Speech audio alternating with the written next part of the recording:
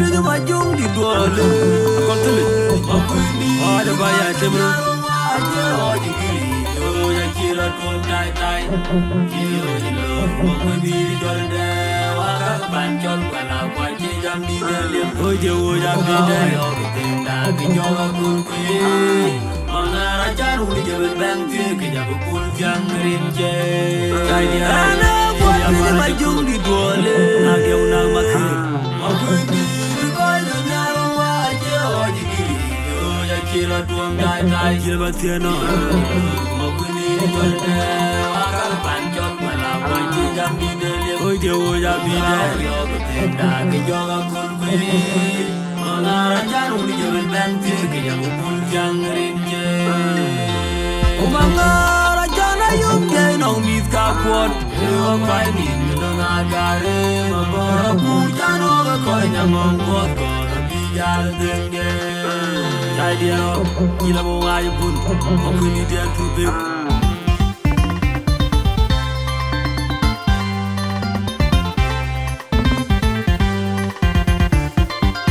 Turbek oi tukar radan kawel oi koka maria pandul gaya wai producer abulo maju na oi malwale no uran makwe kira marke nyanche pyo makura yo rabe ya irir dinde no uran makwe kira marke nyanche pyo makura yo rabe ya irir dinde no uran makwe kira marke nyanche pyo yaruna wan malwale no uran makwe kira marke nyanche pyo yo makura yan nir berkoloi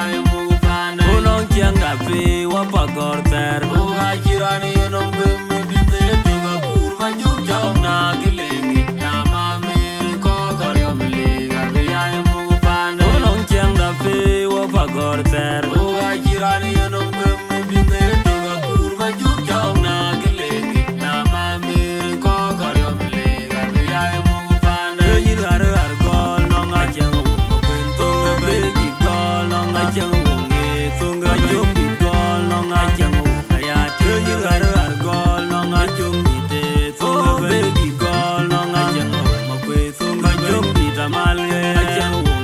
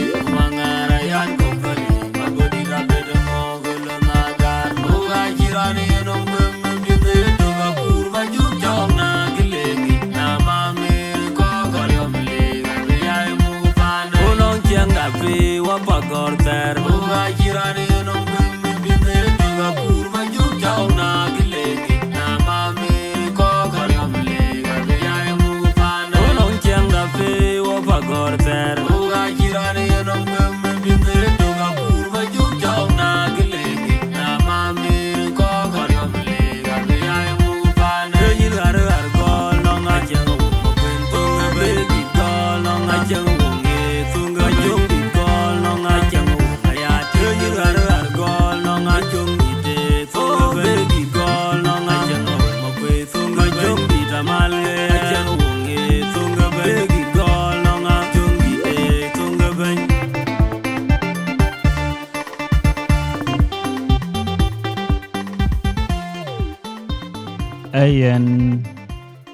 ayen ko we koi dai with the we chukale ne tandon tawek what on AG studio one Panan Turbek Makuach Akech Makuach yen ran tin ted yen lojaret ko Panan piadaret ko piadror ko wel ga piat yen ke ran dia jam mi orbe bla lang malek so kenen ke bane kula bo be nyot diar ken che ka chak ne ke ruon ke yen nang mior piadaret ku mior yen ke mior den na chen no ka tul ku yen ke mior den wen cherot ga maka abi jura be pe go hok ju go ga ben nyai ho wer kawar go chen ke mior so na kluar ga jel nyale jel le ne kena so ken ga chen ja ben be diar ken waren ga mior yen ke kenom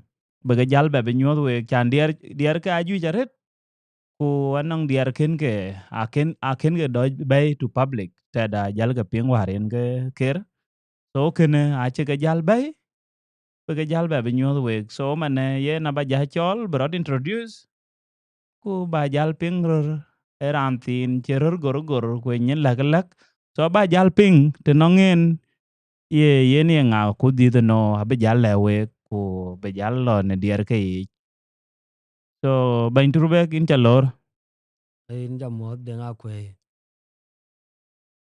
ran jamen nge chol Makuach Akech Makuach ran Gwalla balong ko ka jak na la jak te jale ran ko chol ko jur we chol ko nyango Ajakguong nge te di da tin ngen wara cha ne chol o tukare wara chen ko ne chol Turbek ko chen ko diak ne chol gun ma ger ne chol gun ma mer ka wara cha ga nu jam mo de ko dai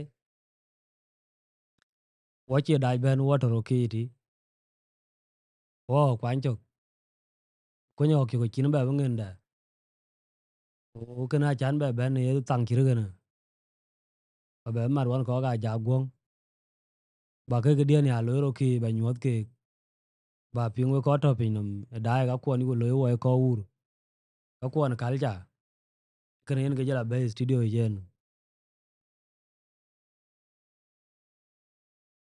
man wo ja le yen in Turbek anang din pia dun de yi ker lwel yin yen mi od lang malega kon jal tao bi jal ping and then ku bu jal atwen so din ka kar ba ker na fias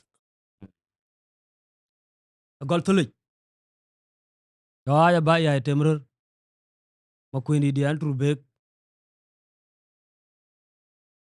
waye ma jong di te pirir mariara jong nyala waye mior ma kwen ma kir de cho cha to ke dia kan ken o maren ni panda ma borawa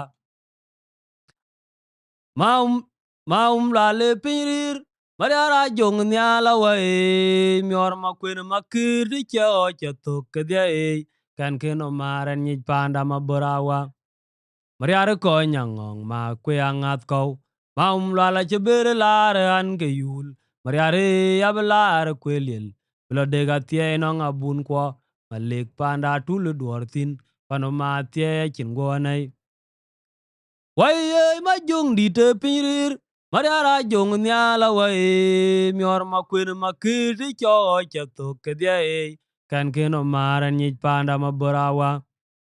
Mariara ko nyangong ma kwe angat ko ma umlala chebere lare an ke yul. Mariari abelar kwelil blodega tie nong abun kwa malek panda tulu duartin panoma tie chingwo nai.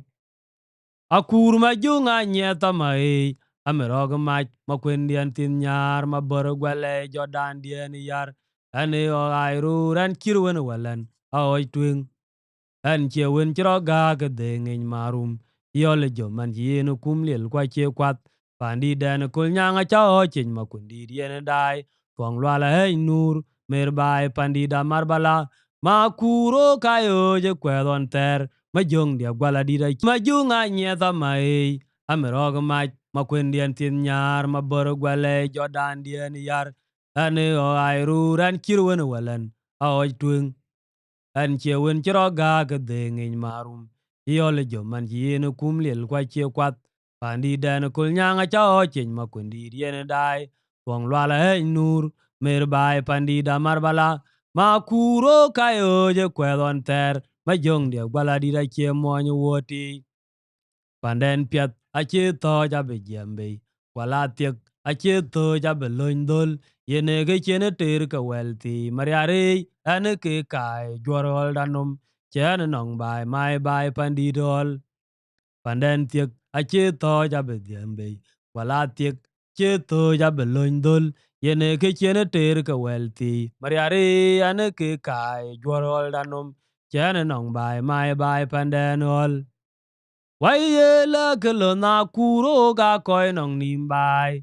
Panden kul nyang ayugu chol gidai. An men jima jong di diel marbala. Ule ga oin magok au ga koi nong nimbai pana. Panden kul nyang ayugu chol gidai. Ya men jima jong di diel marbala. Ule ga jonga gwe ga o ga koi nong nimbai. Panden kul nyang ayugu chol gidai. An men jima jong di diel marbala. Agula gerana bena oga koi nong nimbai pana panden kul nyang ayugu chol gedai an men ma jong di dial marbala waye ma jong di te pirir mariara jong nyala waye nyor ma kwen ma kiri cho chato kedai kan keno maran nyit panda ma borawa ma lale pirir mariara jong nyala wae nyor ma kwen ma kiri cho chato kedai kan keno maran nyit panda ma borawa mariara ko nyangong ma kwe angat ko ma lala chebere lare an ke yul mariare ablar kweltar bladega tie nong abun kwa malek panda tulu dortin panoma tie chingonai akur ma junga nyeta ma amerog mach makwendian tin nyar ma boro gwale jodan dien yar ane o airu ran kirwen walan aoy twing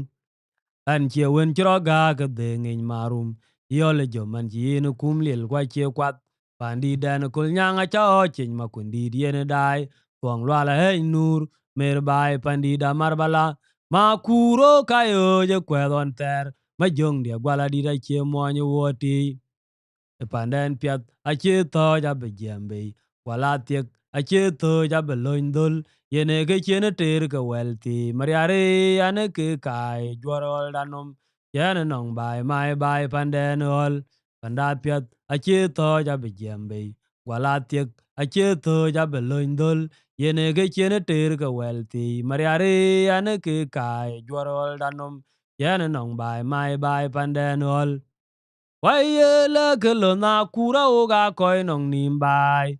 Panden kul nyang ayugu chol gedai. Ya men jema jong di diel marbala. Ulega oin magog oga koi nong nimbai pana. Panden kul nyang ayugu chol gedai. Yan men jema jong di diel marbala. Ulege jonga gwega oga koi nong nimbai. Panden kul nyang ayugu chol gedai. Yan men jema jong di diel marbala. Awula gerana bena oga koi nong nimbai pana panden kul nyang ayugu chol gedai ya men jima jong di diel marbala gol tulik ya gurga juij wa yo ka juij para gidi gura chokot Anong din pia da chaping keluar ya da cakir keluar lenge mior. Edin marada. Yen din ba kan tau. E war chen mi ode jor chier. Konyo mi ode jab kwan cho tap. Din yin ga ba tau.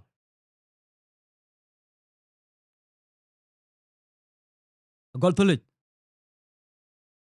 Oi dio ja be there.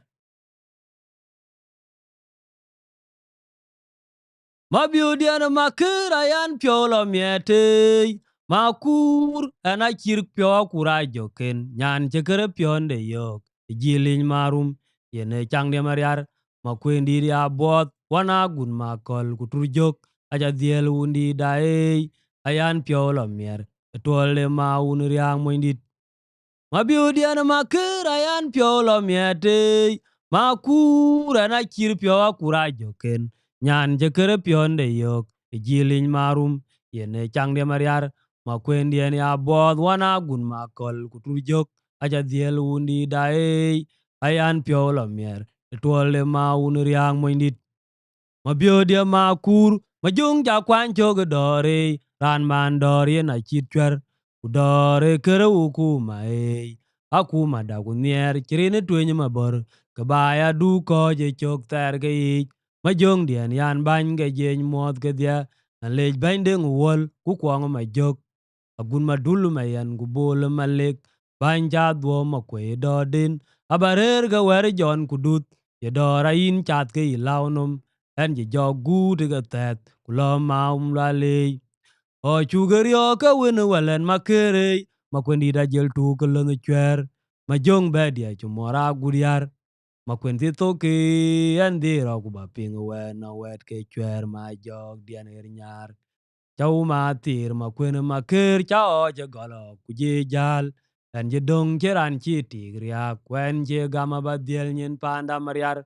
Unu chwaka mading yen jomdit. Tuol da negalon gok. Ya kang diel na kang lew. Mariara ja diel wundi da na wany malwal. Majog ayam. Aiche morian ping alop ke kodit tok. Makura nyen jok. Oga jorere tapich. Ega lono gok kulo na dol gumaya mei. Kuriere piono panwet che jal. En jorer je panedia. Adilo dit pan che dal man letich. Aja diel ping. Mariara ja diel yum terge nyangongi. O chugerio ka wene walen makere. Makwendi da jel tu ke lono chwer. Majong bedia jumora guriar. Makwendi toke andi rakuba ping na wet ke chwer ma jog dian nyar. Au ma tir makwene maker chao je golo kuje jal. En je dong cheran chi tigria. Kwen che gama badiel nyen panda mariar. Unu chwaka mading yen jomdit. Tuol den ke lono gok. Ya kang diel na kang lew. Mariara ja diel wundi da na wany malwal. Majog ayam. Aiche morian ping alop ke kodit tok. Makura nyen jok. Oga jorere tape je lono gok. Kulo na dol gumaya mei. Kuriere piono panwet che jal. En jorer je panedia. Adilo dit pan che dal man letich. Aja diel ping. Mariara ja diel yum terge nyangongi che. Oi dia oja be there.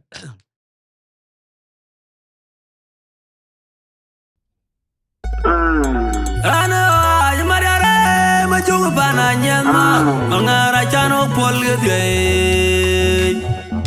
Oka okwaj kawan machuga gun makal wone du kriar jongo boy ku centung di lona let ane oaj chawar yar Juba maleke gun makir malwalo dan morarir yo ni mariara keda dan liaj ku ber kai di daya ku bajaga da yo ni kogal wala yo ni gawa de rarweli yo ni mariara che gaw nong mit ke nyangonge kwa moy to kawan mading kwa oilundit majong chaoj makwendi berium jumyora gun mabor madit maumlala chano polge de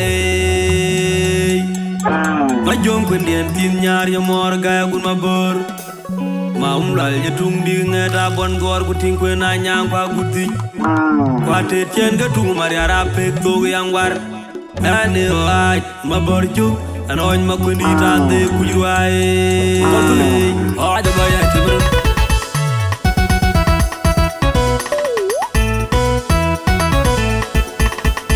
agula jiwone de ibule turbe diping dolnin priara piade gaje aje koilin ajung dener pandi dan gwala urit be ojukara natan kelumbi permoda dirpon punyana makura cikwan ya gam benne mayal be makuni agam makunti to gaja chewong wen ger majo mayal be makuni jango makura cikwan ya gam benne mayal be makuni agam makunti to gaja chewong wen ger majo mayal be makuni jango makura bergam nongo kuiteng bajong de teng no maya dun tar gwala uru gwala jujir maju ame don riau riau yar kwe ngai ngai mamur riau riau ai ro riau riau ai ni chokton den ya yar be kuwen bor walo den rin kwani oga ai ro rini kumanga chan gol makwerio atu pachin jami to bai ma wo amor makuya bergam nongo kuiteng majong de den no maya don tar gwala uru gwala jujir maju ame don riau riau yar kwe ngai ngai mamur riau riau ai ro riau riau ai ni chokton den ya yar be kuwen bor walo den rin kwani oga ai ro rini kumanga chan gol makwerio atu pachin jami to bai ma wo lan akuni rage mo ge oga jalo ge mani chira no maku oga jo man bo mangara chan polo ge dio magambe akuni rage mo ge jalo ge mani chira no maku oga jo man bo mangara chan polo ge dio magambe akuni rage mo ge oga jalo ge mani chira no maku oga jo man bo mangara chan polo ge dio magambe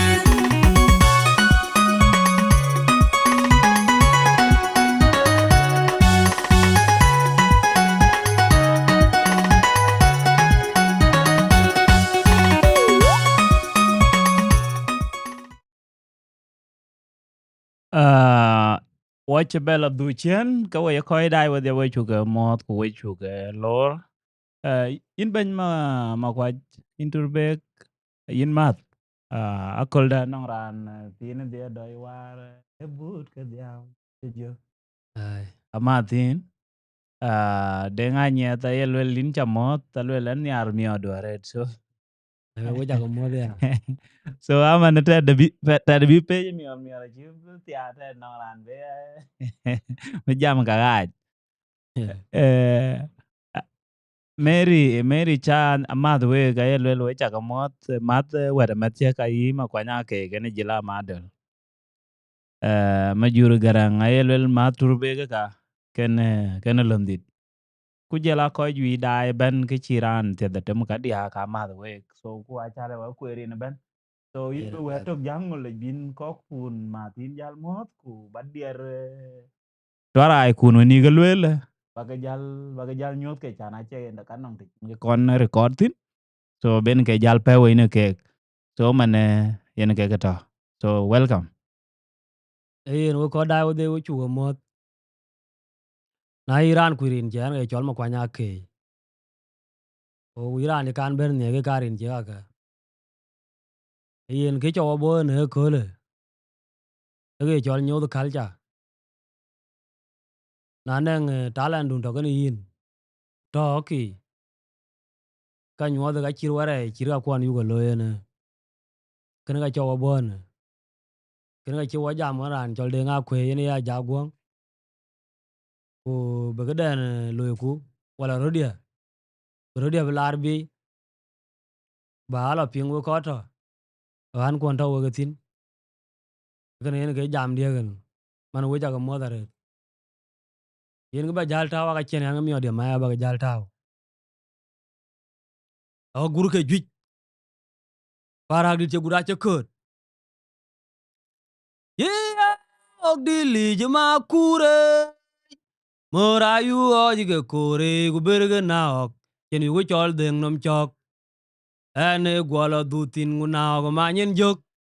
Makwendi la goy goy achanong no kengere tungi. Ene ogdili jama kure. Morayu ojige kore guberge naok. Keni wichol deng nom chok. Ene gwala dutin ngunaok manyen jok. Makwendi la goy goy achanong no kengere tungi. Tar nyanga ke awai tong abeding tweng. En guro nga chanya malen. Kwarin kwan gauda irin bul. Undi den to weche majoga chanong no. Yar jwang mal yar roga kwan ngok. Kwa dia gunag men patot ke uni die malwal. Bai pana tue ya tong kul nyang panda. Pandi den yi woka gedeng la jwir tini ka lunuming. Ujoga gul kwe. Mabek dien chi nuam de pin magir. Wai dien makwe. Udana wena garang ria kanuglay. Makwendit berium kwa potare che gutchen nyana kok madit. Majong kunira che wo de chon mor beoj. Kulei kanim. Kaje kon tung ma undi ta cholangang. Nyandi de unu keraman biag di den anyedi. Majong kwendien che chele nyetung kunyaran ben. Makwendi da juang wa ku bien dia kichi yob panan guati ga yang. Kwenan che moncheng nyan ma kura chaga kichi tao kolei. Kakara diel bay. Ane wena kang doti. Kwen cherio jaba jam med bay. Ane ogdili jama kure. Mora yugu ojige kore guberge naok. Chen yugu chol deng nom chok. Ane gwala dutin ngunaok manyen jok. Makwendi la goy goy achanong no kengere tungi. Ane ogdili jama kure. Mora yugu ojige kore guberge naok. Chen yugu chol deng nom chok. Ane gwala dutin ngunaok manyen jok. Makwendi la goy goy achanong no kengere tungi. Tar nyanga ke awai tong abeding tweng. En guro nga chanya malen. Kwarin kwan gauda irin bul. Undi den to weche majoga chanong no. Yar jwang mal yar ro akwar ngok. Kwa dia kunag men patot ke uni die malwal. Bai pana tue ya tong kul nyang panda. Pandi den yi woka gedeng la jwir tini kalunuming. Ujoga gul kwe. Mabek dien chi nuam de pin no magir. Wai dien makwe. Udana wena garang ria kanuglay. Makwendit berium kwa potare che gutchen nyana kok madit. Majong kwendita che wo de chon mor beoj. Kulei kanim. Kaje kon tung ma undi ta cholangang. Nyandi de unu keraman biag di den anyedi. Majong kwendien che chele nyetung kenieran ben. Makwendita juang awa kubien diak chi yob panan guati gayang. Kwenan che moncheng nyan ma kura chaga kichitao kolei. Kakara ba diel bay. Ane wena kang doti. Kwen cherio ja ba jam med bae. Oi dia o ja bi der. Jai dia rok. O gurge juich.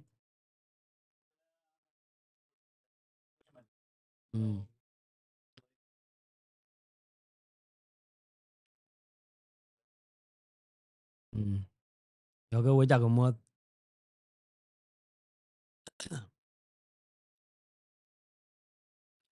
Ano any makwendi de kudi a chogu kwer nyang. Any makwendi de tukare ban. Iya mabeg di nyuat be man chok. Kirana ruok. Kulchi koy nang jamatik. In ma umlale. Ubay go dwege chien piada be pir. Ke wai chulen yale riak. Utiet go tem tungu naok. Mangara chan wong bay uno. En che gura jwarai chini chwar. Makwendi de una mulut. Magok atolong nong ton tier guro. Ajuang oi ton na kena pal durub gedeng. Kepandi di nyangong ama. Makwendi choj di chonyir wayali ba nyar mariar.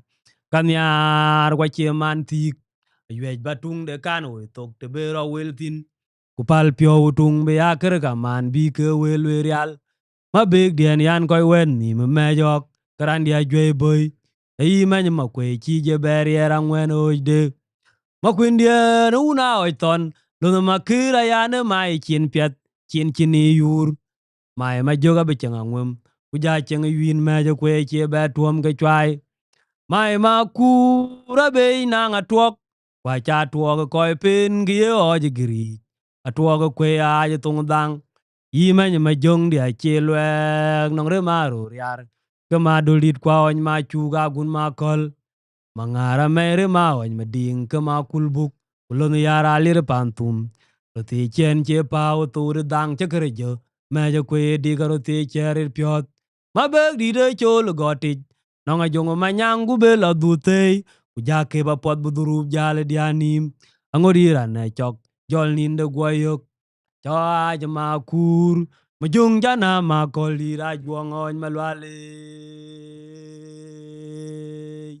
Rony ma kwindiri kudia chogu kwernyang. Any ma kwindiri tugare ban.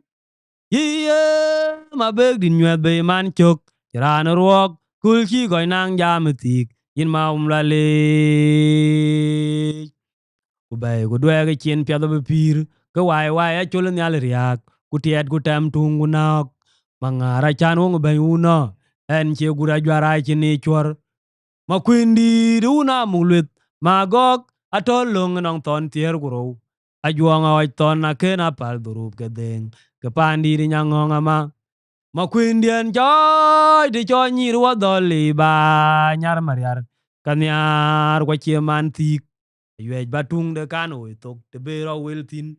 Kupal pio utung be akar kaman bi ke welwe riar. Ma big dian yan koi wen ni me mejok. Karan dia jwe boy.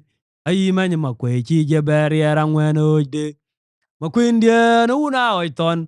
Luna makira yana mai chin piat. Chin chini yur. Mai majoga bechanga ngwem. Uja cheng yun meja kwe chi betuam ke chwai. Mai makura be nang atuok. Kwa cha tuok koi pin gie oje giri. Atuok kwe aje tung dang. Many majong dira chilwek nong re maru riar. Kema dulit kwa ony ma chuga gun ma kol. Mangara mere ma ony mading. Kema kulbuk. Ulon yara lir pantum. Roti chen che pao tur dang chakrejo. Meja kwe diga roti cherir piot. Ma beg di de chol gotit. Nong a jongo manyangu bela dutei. Ujake ba pot budurub jale dianim. Ngorira na chok. Jol ninde guayo. Cho aj ma kur. Majung jana ma koli Ajakguong ony malwale. Oi dia oj abi der. Takoy muy bago chol tachik. Parak di je terluet.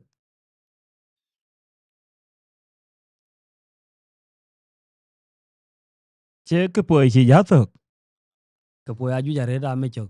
Ame choga. Eh. Katao ye kipo wen jel piadaret. E jelin ben.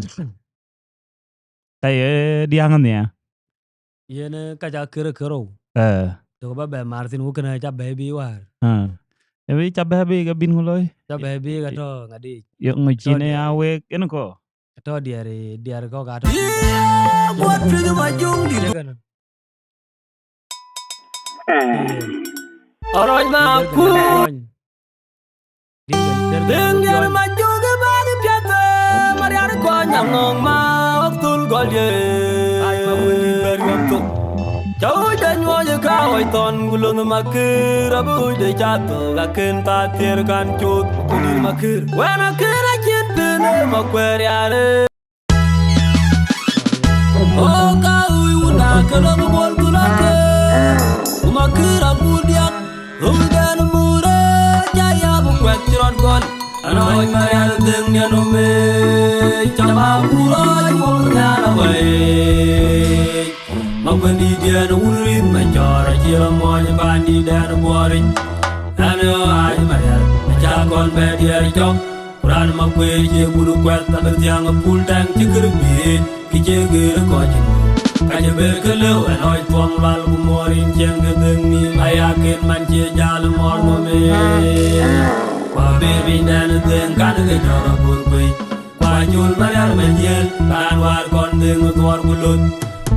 Now makwindi lo goy makwindi Ajakguong away ayan jena dia dit nang kwal wen me yo gai man jang kwe Ajakguong malawatok warja che dier ka jario dier anyar bato wari janim majung ila ben ngoglo nagar ku chor yang mia kati dengali no bel ma jerwan ku yom bara jo ku nyanu lu maj ma unjo kati tiag di der nyalwang chun mana lu de ma ber boli dia che langong nong yar kwan ko koy nyangong ku pana lwel ngwe nyimben uru mula dia nyang jo bule mau di dien jo ko ye diel chale ka che moto ba ngebe banyarin jama kuran ju ma jo pel mayen banyarin ken gele gadim ye de chang ya nyarin kwan go bale ku pandi danon padan kul nyang ayu aga pot rer galung ming na be che na chwaltin kul nyang pandai ne kul de tieng de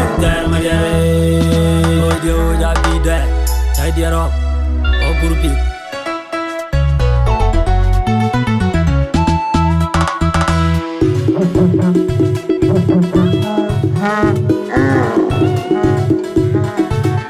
dan ke Makuach Akech tau ke DJ karena bulan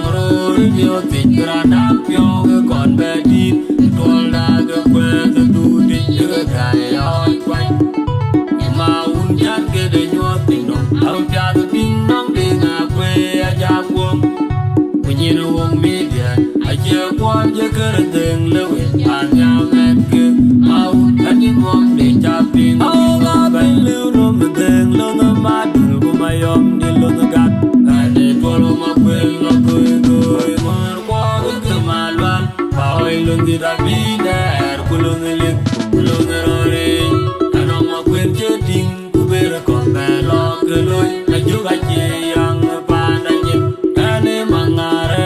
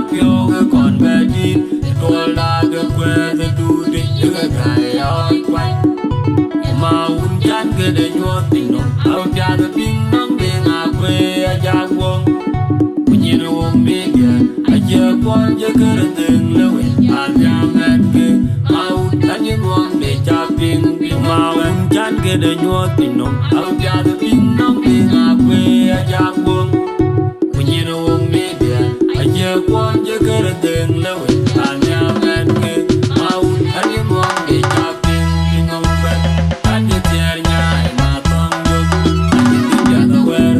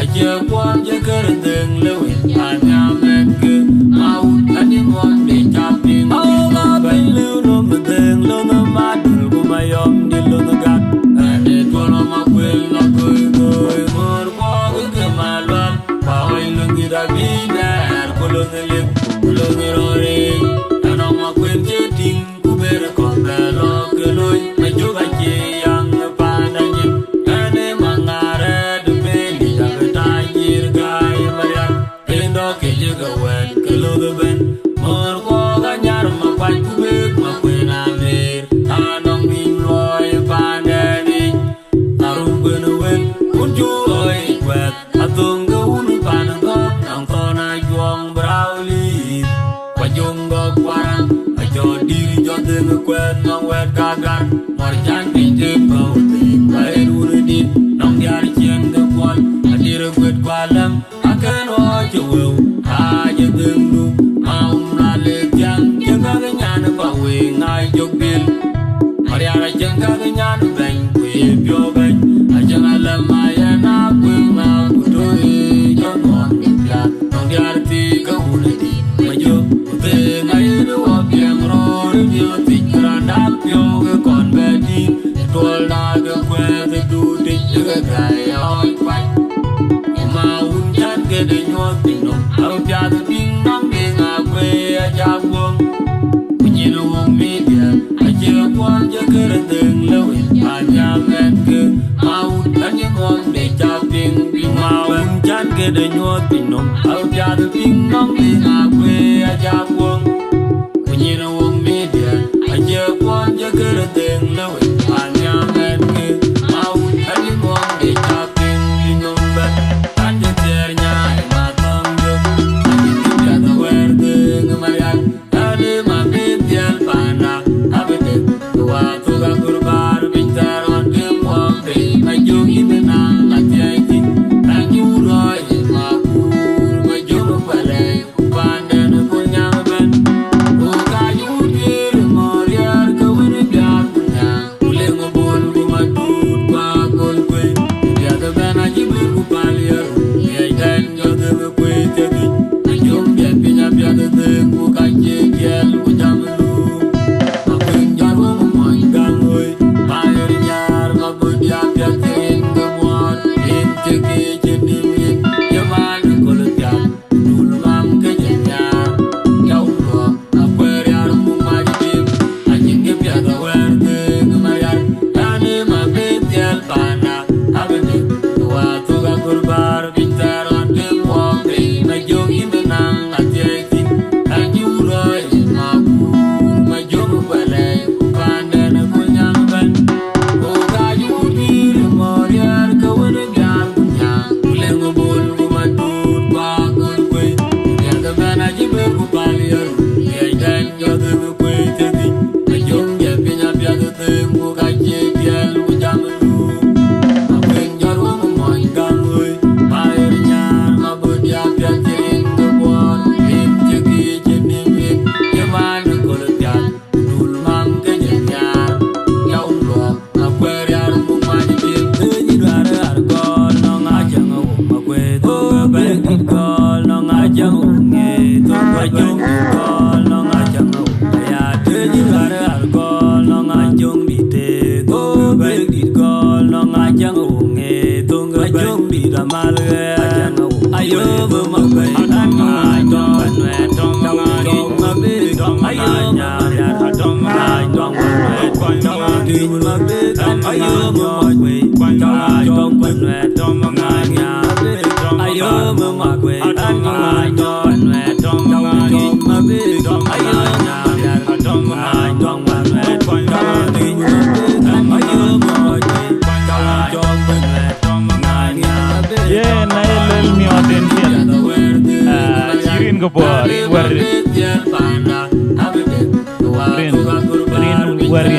chini rin. Wer piada rin.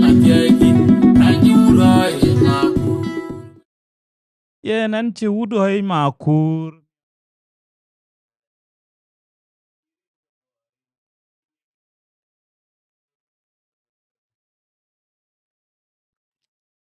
Atili nga che ke ping ay music. Lore ko nga de di ke dia.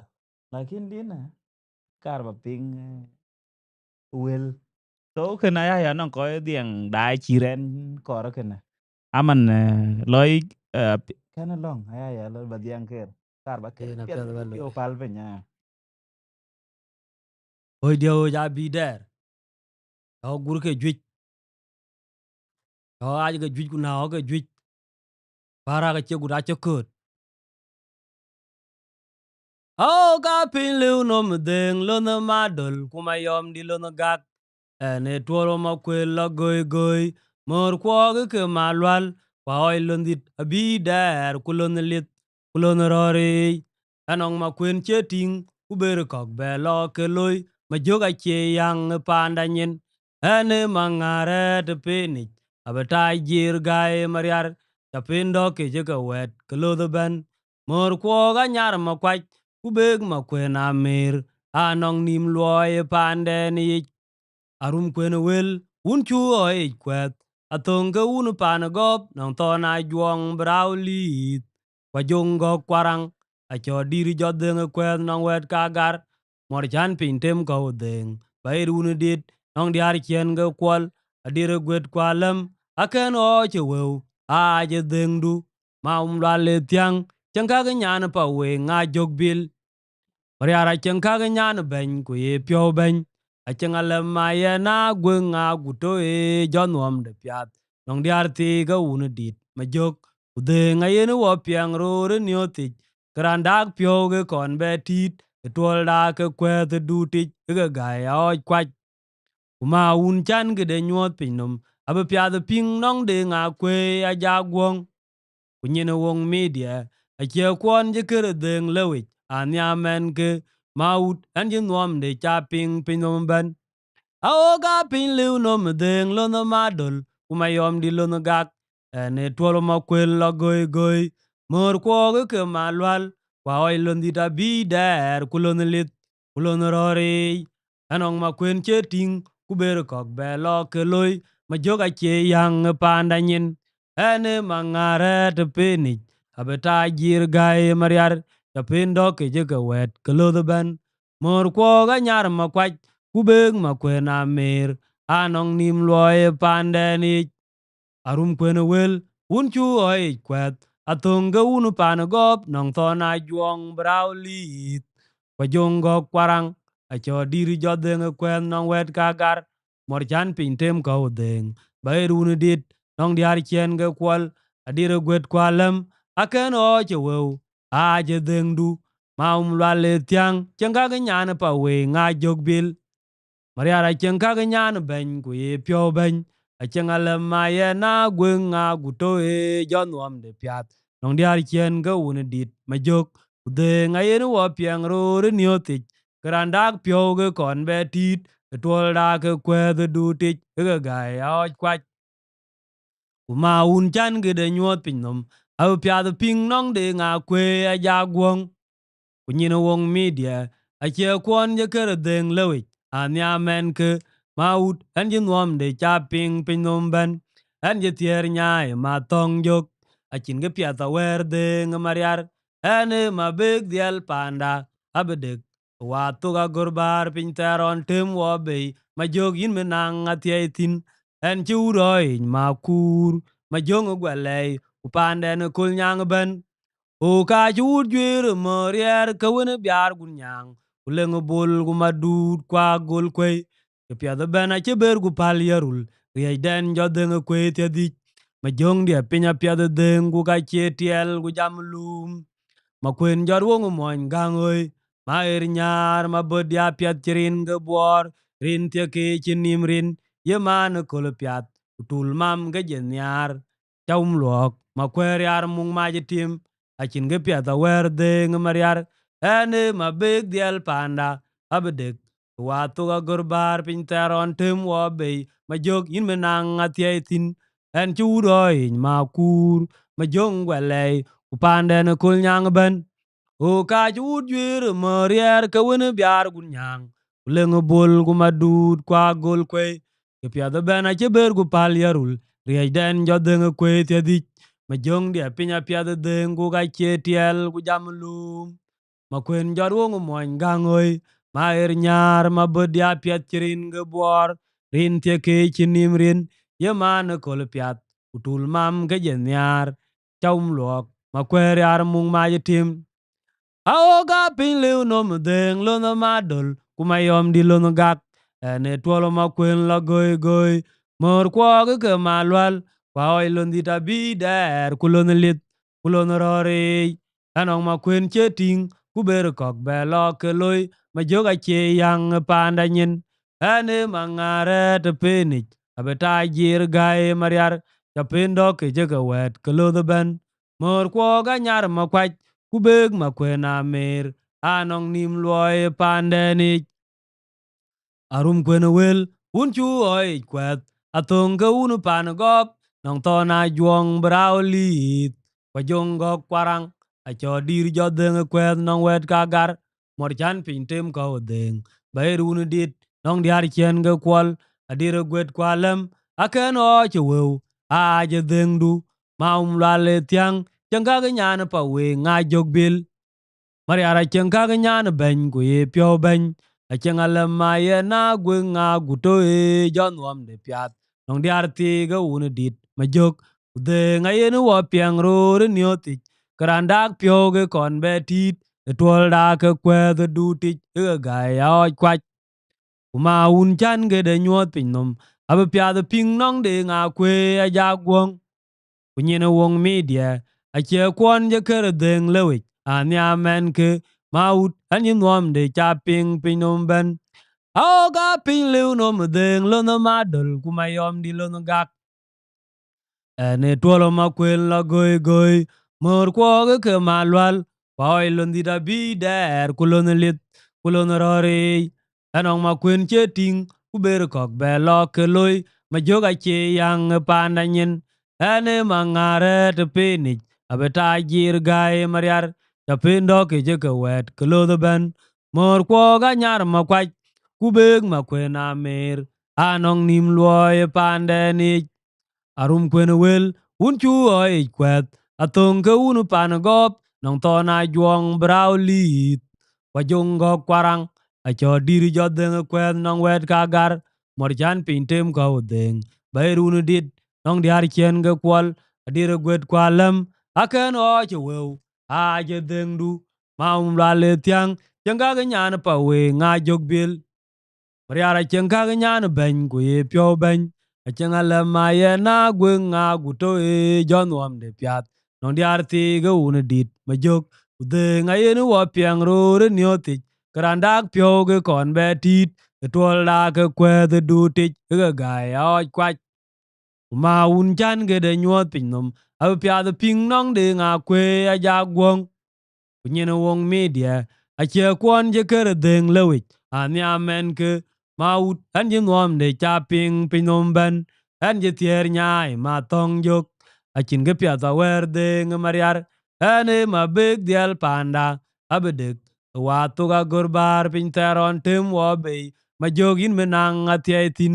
an chu roi ma kur ma jong gwalei ku pande ne kul nyang ben o ka jud jwir morier ke wen biar gun nyang leng bol gu madud kwa gol kwe ke pya do bena ke ber gu pal yarul ri den jo den kwe te di ma jong de pinya pya de den gu ga che tiel gu jam lum ma kwen jor wo mon gang oi ma er nyar ma bod ya pya tirin ge bor rin te ke chinim rin ye man kol pyat utul mam ge jen yar chaum luok ma kwer yar mung ma je tim achin ge pya da wer deng mariar ane ma beg dial panda abedek wa to ga gorbar pin taron tem wo be ma jog in menang atietin en chi uroi ma kur ma jong gwele ku pande ne kul nyang ben o ka jur jwir morier ka wen biar gun nyang yen leng bol mi ora ma aba du nyodo ke kwa gol kamat kwe chan ba pya da ni bena che ber gu pal yarul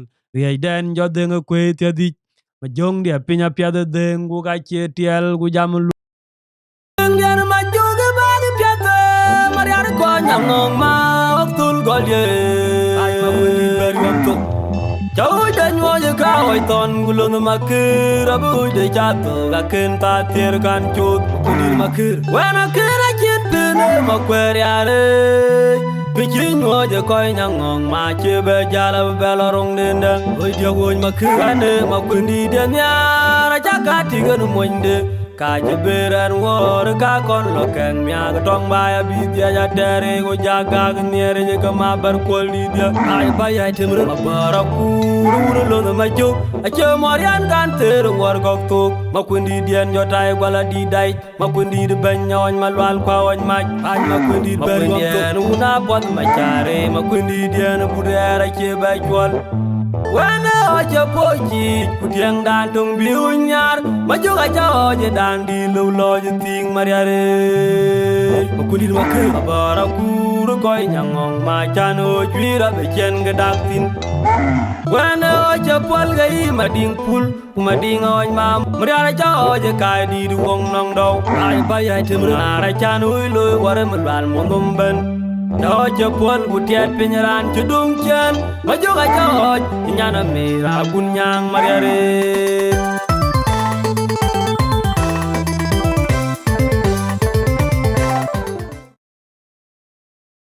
yen waj lo du chen mi ora ke nyod we kan ba ting mi ora le piet shirin go bor In Panan pinye chuol ko wele baga chuol che we are almost going to 8. So na nong wedu na leje nong koi chiwoi golo ko dai malek. Ku jela koi dai pin to ko ban. Ke ba jale ke ku jela din bin ke jatong.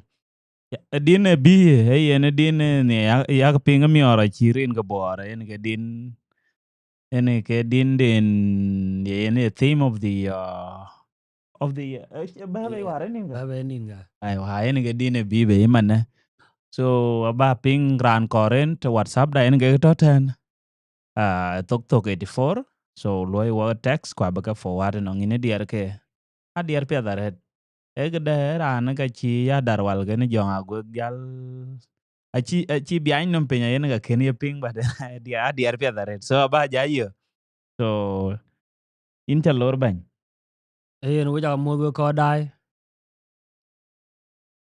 Yen gol ko dai malek. Ko dai Juba na ngudran wo yan uria. Wo ja mo dia. Yen ki bien. Din dien ja kerwar. Ko akela bi. Nge jal be Ajakguong ko be jal lar bi. Kene ke bien en. Wane boya bo butong. Chan daman ben. Chi daman wo be chul wo to wo jala chat wan ho ko. Kene yen ke bien. Aman iran aping win ku Ajakguong. Yen ke an ma kwa jigana. Manin bi jal dong dor. Wan bi jala undia. Daman balo. Wo bi jal be yala daman jero juir. Kenen ke jam dia. Wo bi jal ko yiten. Belwelem.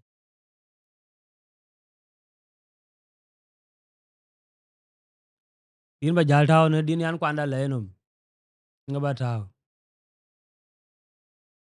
Anoy ma ku ba ya cher ke kerti ke. Mariar ma kwanyir yak. Ma kwenti tung adama wel. Ya ma ku. Ma jong chan number 1 lum. Wari chani me ku ke ko le deng. Yene o goj doi wortin. Kalo na morwa. Utano majer. Deng daga chindia tong wari kwan kok to woti. Abatia ma jangarange kulunton. Ma kwentong cha jor gola ya lung tit. Nangoj malwal. Kulun na yen ma kurge ka mit che kang duk chen. Wane mariar beoj. Ma kur ba nanga kau. Kawati ko kenoi loy. Mangare. Wane men nyangong man jam lum gal kong nim. Kunyar un ma jong dia. Bapa war chelwel bi ga dia. Gol tulik. Cho aja baya temrur. Kedan ma kwan ma kuro ga cheping alop. Mariar ma kwaiwa. Nyor ma kura ne men nyangong Ajakguong. Ya moja Gwalla kwai. An ma jung jan jam ka koi wei. Mariar wa ma jung ja piat we no maker. Pandi di jura wol ku kwadu cheng dia diech. Ma bio dia na china gam wan panda cheping riak. Ba polerin kwa. Ajo dia na chul ngang na monyi wiltit. Dan ma kwen ma kuro ga cheping alop. Mariar ma kwaiwa. Nyor ma kura ne men nyangong Ajakguong. Ya moja Gwalla kwai. An ma jung jan jam ka koi wei. Mariar wa ma jung ja piat we no maker. Pandi di jura wol ku kwadu cheng dia diech. Ma bio dia na china gam wan panda cheping riak. Ba polerin kwa. Ajo dia na chul ngang na monyi wiltit. O chiriang bai de jai pia de dwara chuk panum teda. Mariar kwa nyel leke tuang lwala Jordan yar. Una de chiriang bai de jai pia de dwara chuk panum teda. Mariar kwa nyel leke tuang lwala Jordan yar. Tiang e kwet kwa ke yarum kwene wil kuwene bol pandi da lor yaw yaw. Tuang lwal maria diene kog nyal wong jok. Ma kwenti toga cho chi wong kin dulum nong ran nong kwe arum jok di tey. Tuang lwal maria diene kog nyal wong jok. Tiang e kwet kwa ke yarum kwene wil kuwene bol panda lor yaw yaw. Tuang lwal maria diene kog nyal wong jok. Ma kwenti toga cho chi wong kin dulum nong ran kwe arum jok dit. Tuang lwal maria die tuang lwal ma jok. Kedan mai kwen ma kuro ga cheping alop mariar ma kwaiwa. Mior ma kura ne men nyango Ajakguong ya moja Gwalla kwai. And my jung jani jam ka koi wei. Mariar wa ma jung ja piat wen no makir. Pandi di jura wol gu kwadu cheng dia diech. Ma bio dia na china gam wana panda cheping riak. Ba polerin kwa. A jo dia na chul ngang na monye wilted. O chiriang bai de jai piade duara chuk panum teda. Mariar kwa nyele leke tuang lala Jordan yar. Kuna de chiriang bai de jai piade duara chuk pan teda. Mariar kwa nyele leke tuang lala Jordan yar. Tiang kwet kwa ke yarum kwene wil ku wene bol. Pandi da lor yaw yaw. Tuang lal maria diane kog nyal wong jok. Ma kwen ti to ga cho che wong kin dulum nong ran nong kwe yarum jok dit. Tuang lal maria dia tuang lal ma jok. Cho gurga juj. Parak dit chagura chakot. Chakoy moy bago dunim.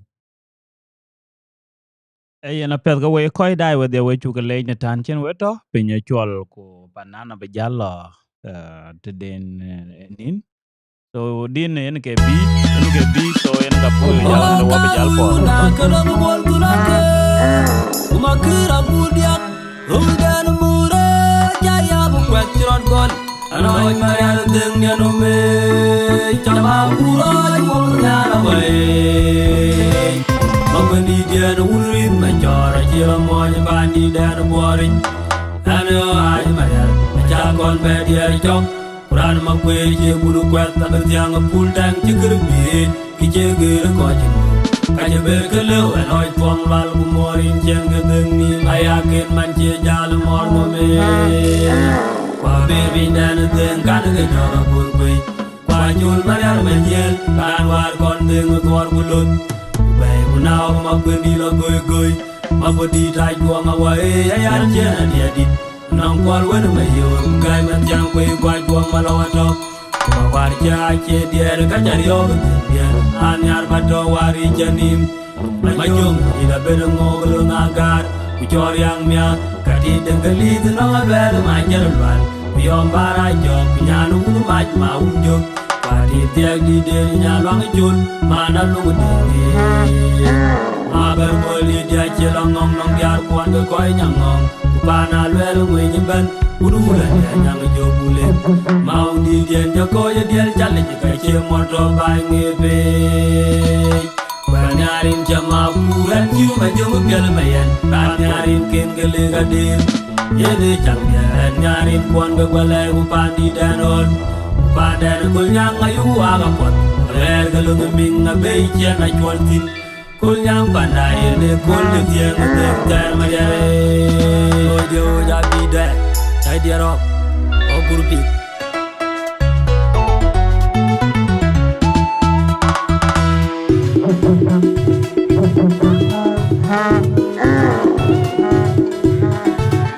Dan kema banyak tau DJ karena bulan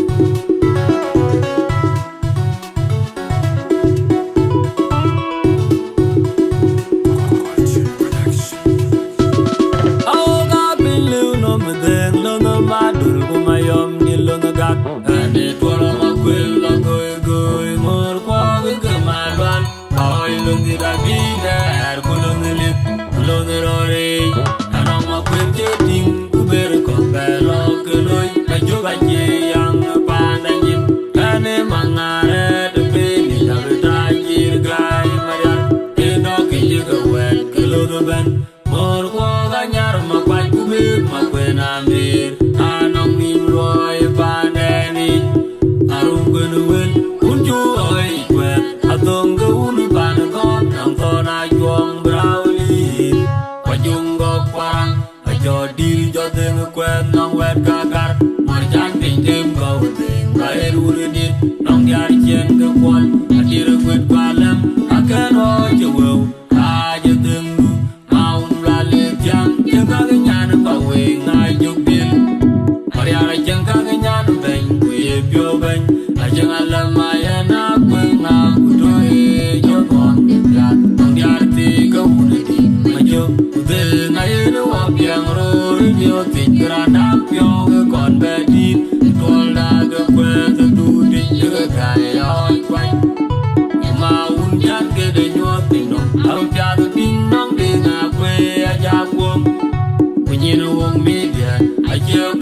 kar deng lewe anya men ke mau ani mom de chapin au ga ben lu no deng lo no ma dul ko mayom di lo no gat ane polo ma kwel no go mar kwa ke malwan oi lo di da bi der kulo ne le kulo ne re ano ma kwel che ding ku ber ko ba lo ke lo ayo ga che yang pa na ni ane mangare de pe ni da da jir gai marian e do ke je ga wet ke lo do ben mar kwa ga nyar ma pa ku ber ma kwe na mer anong ni loi pa na ni arum ben wen unju oi kwet atong ga unu pa na gom nong to na juang brauli pa jong ga parang pa jo diri jo de kwen nong wet ka gar mar jan bi de ko de mai ru ni nong yar chen ga kwal adire kwet kwalem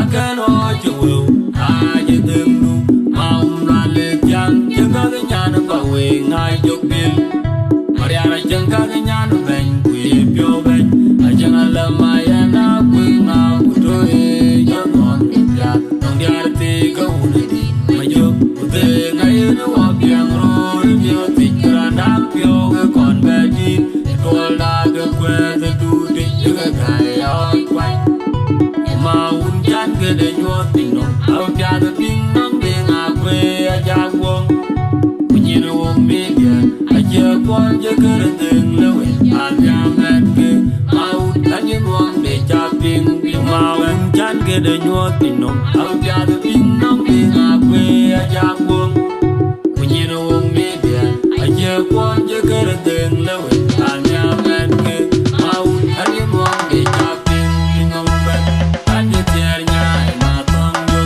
anya ti ja wer deng marian ane ma be tiel pana abene wa tu ga kurbar bintaron deng wo pe na jong imena na tieti na nyuroi ma ku ma jong kwale pande no ko nyang ben o ga yudir moriar ka woni biar kunya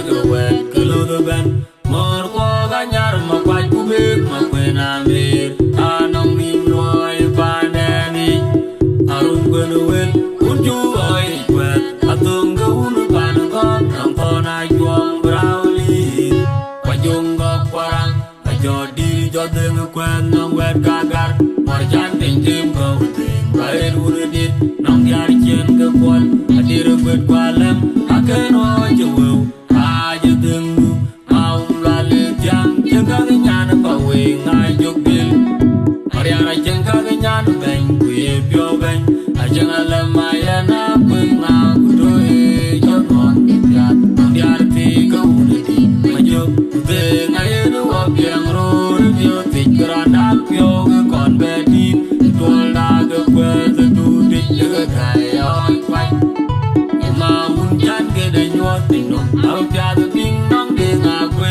Ajakguong kunyin wong media Ajakguong jagar deng lewi anya menke mau tani wong de chaping au ga bin lu no deng lo no madul kumayom di lo no gat ane tolo ma kwe na koi koi mor ko ke malwan pa oi lo ngi da bi der ko lo ne le lo ni ro re anong ma kwe je ting ku ber ko da lo ke loi ma jo ga je yang pa na ni ane mangare de be li ya ta jir ga ya maria endo ke je ga wen ke lo de ben mor ko ga nyar ma pa ku be ma kwe na mer anong nim loi pa na ni arum ben wen un ju oi kwet atung ga un pa na go nang to na juang brauli kwajung go kwarang ajo diri jo deng kwen nong wet kagar mor jan pin tim go ting bae ur dit nong yar chen ga kwal adir kwet kwalam aken o jo aja deng du mau na le jang jaga nyan pa we ngai jok bil ariara jengka nyan ben we pyo ben ajang ala maya na pung na kudo e jonon ya nong yar ti ka uniti majo te ngai no obiang ro review ti granda pyo ga kon bedi tol da ga kwe de du ti ga gai oi kwai ma un jan ge de nyot ti no au pya de ping nong ge nga kwe Ajakguong kunyin wong media Ajakguong jagar deng lewi anya men ke mau tani mon